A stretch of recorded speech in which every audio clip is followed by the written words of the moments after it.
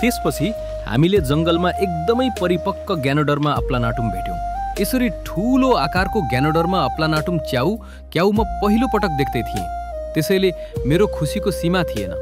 यसको चम्किलो र ठूलो रूपले जंगलमा छिपेका रहस्यहरूको गहिरो अनुभूति दिलायो। हामीले भेटेको ग्यानोडर्मा अप्लानाटम अलि परिपक्व भएर मुडामा ठाङ्गिएको थियो। त्यसलाई निकाल्न खुर्पा प्रयोग गर्नु पर्यो र आकाश अंकलले सावधानीपूर्वक खुर्पा लिएर त्यसलाई काटेर निकाल्ने प्रयास गर्नुभयो। यो च्याउमा पोलिसेकेराइड्स, ट्राइटर्पिनोइड्स, स्टिरोल्स र फिनोलिक कम्पाउन्ड छन्। यसले anti cancer, antioxidant, anti inflammatory, anti diabetic, hepatoprotective, immunomodulatory, anti microbial, anti fibrotic र कोलेस्ट्रल लोअरिङ जस्ता फाइदा दिन सक्छ। परम्परागत रूपमा पनि घाउ, टाउको दुखाइ, उच्च रगतचाप र पाचन सम्बन्धी समस्या उपचारमा प्रयोग हुँदै आएको छ। ग्यानोडर्मा अप्लानाटम यता देखाउनु